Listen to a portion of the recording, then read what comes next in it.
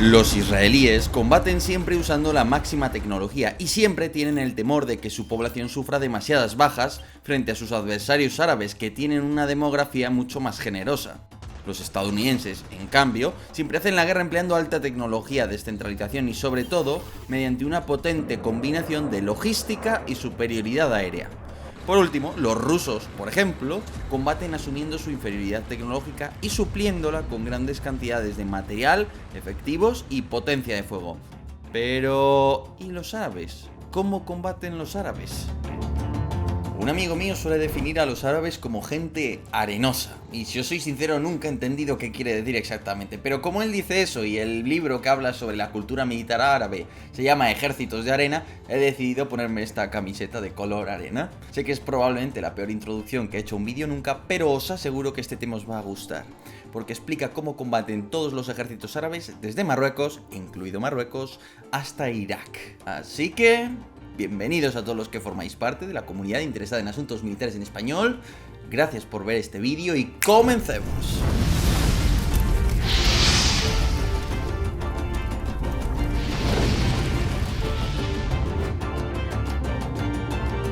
Vivimos de la misma manera en la que combatimos. Por ejemplo, la sofisticada sociedad de Estados Unidos hace la guerra a través de la superioridad tecnológica. Los estadounidenses aprenden a manejar drones de todo tipo dotados de modernas cámaras y sensores. Analizan la guerra con una mentalidad científica, como quien trata de averiguar la fórmula matemática para resolver un problema.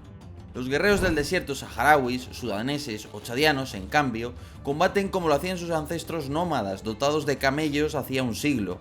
Esto es a base de grandes columnas cargadas hasta los topes de suministros para sobrevivir en el desierto y buscando sorprender al enemigo concentrando columnas de manera sorpresiva sobre el objetivo. Pero, ¿qué hay de los árabes? ¿Cómo es posible que sus ejércitos hayan sido vapuleados una y otra vez por Francia, Israel, Estados Unidos, entre otros? Veámoslo. Lo primero que debemos entender es que los árabes se han organizado históricamente en torno a clanes familiares sumamente cerrados y sometidos al liderazgo de un patriarca, al que todos, desde las mujeres hasta los hijos, incluidos los adultos, deben rendir obediencia y pleitesía. Simultáneamente, la historia de los árabes es una historia de conquista y sometimiento. Primero fue la expansión del Islam, la que sojuzgó a los cristianos árabes. Después llegó el gobierno otomano desde Constantinopla, que duró medio milenio. Después llegaron las potencias europeas y su colonización. Y finalmente aparecieron las dictaduras y las monarquías absolutas que hoy rigen sus países. Y es que a esta historia de autoridad y sometimiento cabe sumar el propio Islam y la cultura que esta religión ha reforzado. Así es, el Islam ha venido a reforzar todo ese elenco cultural que condiciona al mundo árabe y lo ha hecho a través de un concepto fundamental, la tradición. Lo bueno y lo legítimo es lo tradicional, y es que además tenemos que tener en cuenta que estamos hablando de sociedades un tanto colectivistas. La familia vive junta, los hijos a menudo no se independizan, sino que sus parejas pasan a vivir junto a sus padres. Es decir, son sociedades que A, respetan la tradición mucho, B, viven de una manera un tanto colectiva. ¿Y esto qué hace? Que sea muy difícil o más complicado que en otros lugares que se adopten ideas foráneas, ya que la tradición, mantener lo que hay, el conservadurismo en un sentido social, pues es lo que de alguna manera te legitima ante esta sociedad. Y por eso es más complicado que tú puedas adoptar nuevas ideas. Ahora bien, ¿en qué se traduce militarmente todo esto? Pues vamos a por ello.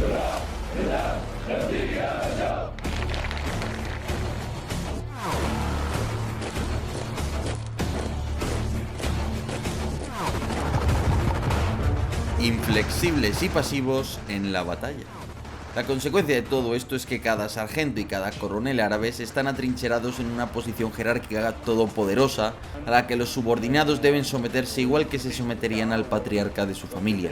No se negarán a cumplir órdenes de su superior y se resignarán, ya que proponer otras ideas se interpretará como una falta de respeto a la jerarquía o, lo que es lo mismo, un grave insulto al honor. Por tanto, los árabes son pasivos. Un suboficial o un oficial de categoría inferior siempre necesitarán que su oficial superior les diga qué tienen que hacer exactamente. Esto, que podría no parecer muy malo, tiene consecuencias nefastas durante una batalla. Esto que supone que no toman la iniciativa, que no aprovechan las oportunidades, que un oficial junior ve una oportunidad táctica, oye, esta unidad podemos intentar batirla ahora si maniobramos y tal.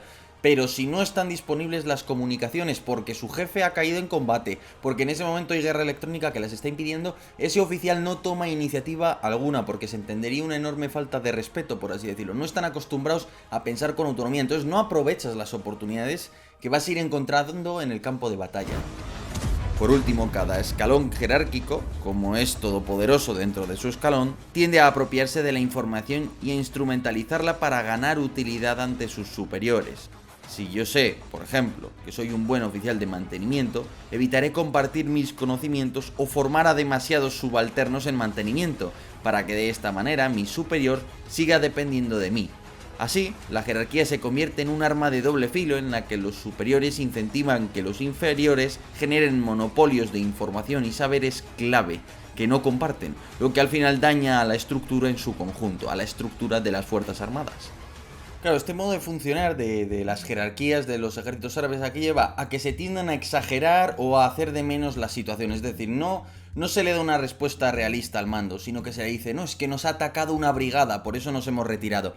Igual lo que te ha atacado realmente es un batallón, o al revés, hemos derrotado a toda una brigada y lo que te ha atacado era un batallón. Entonces, al alto mando se le filtra un montón de información falsa, creada por las propias exageraciones o el rebajar la importancia de los hechos de los soldados. De hecho, en la guerra del Yom Kippur en 1973, cuando los egipcios se disponían a lanzar el asalto sobre Israel, como el Estado Mayor egipcio era consciente de que sus tropas se inventaban las informaciones, las exageraban y no eran fiables, se dieron cuenta de que lo mejor que podían hacer para obtener información fiable era interceptar las comunicaciones hechas en abierto por los israelíes, que emitían en abierto sus informes, un error de seguridad, para tener así información sobre el frente.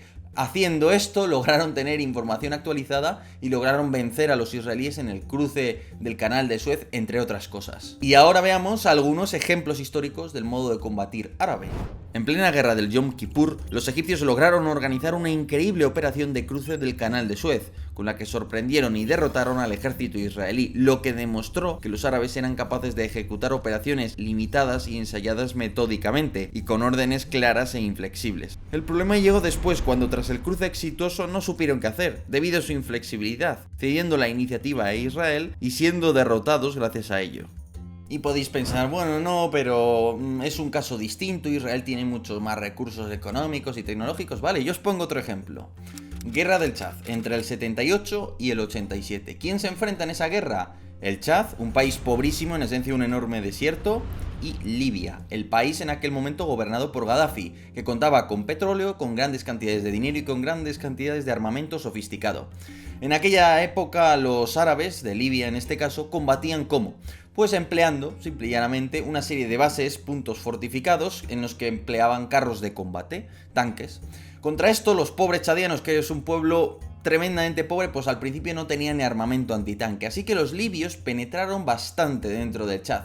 No obstante, ¿qué sabemos? Que son malos teniendo iniciativa, que no son nada flexibles, que respetan en exceso la jerarquía, la cadena de mando.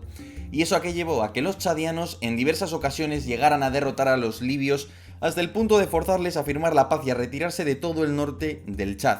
¿Cómo? Bueno, pues los chadianos eran más flexibles. Ellos reunían grandes grupos de Toyotas en un punto del desierto, avanzaban sobre una de esas bases bastante grandes, por cierto, del ejército libio, y de repente en un amanecer se colocaban alrededor de la misma y la machacaban a cañonazos y ametralladoras. Es decir, cientos de coches rodeando un lugar y disparando sobre él. Y aunque hubiera carros de combate y todo eso, a los chadianos les entregó algo de armamento Francia, algo de armamento antitanque, y con esto lograron derrotar un ejército con mucho más dinero, con mucho más medios y con mucho más todo. Entonces, los chadianos que, permitidme la expresión con todo respeto, pero eran más pobres que las ratas, tenían muy pocos medios, gracias a una flexibilidad táctica muy superior y de una rigidez excesiva de los libios, logra derrotar al ejército de Gaddafi, y logra hacerlo en 10 años.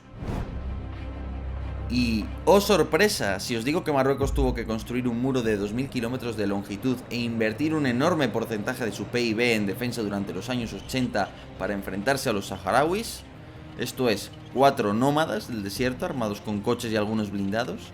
Las columnas saharauis y el enorme desierto del Sáhara Occidental contrastaban con la rigidez militar marroquí, que tuvo que optar por una estrategia apta a su cultura, esto es, construir una línea defensiva masiva con cientos de miles de hombres, campos de minas y radares.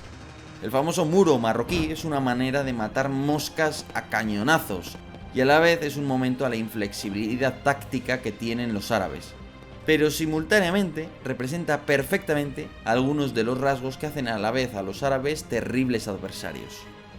Y esto es un colofón, ¿no? Ya hablaremos de los grupos insurgentes árabes, que son distintos de los grupos estatales, por distintos motivos que podemos entrar y abordar en otro vídeo.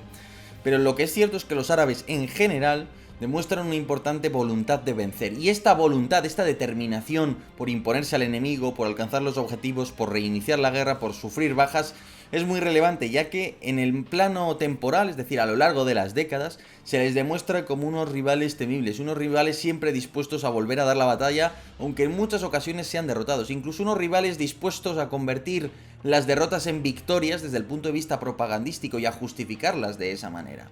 El muro marroquí es otro ejemplo de esto, es decir, los árabes matan moscas a cañonazos.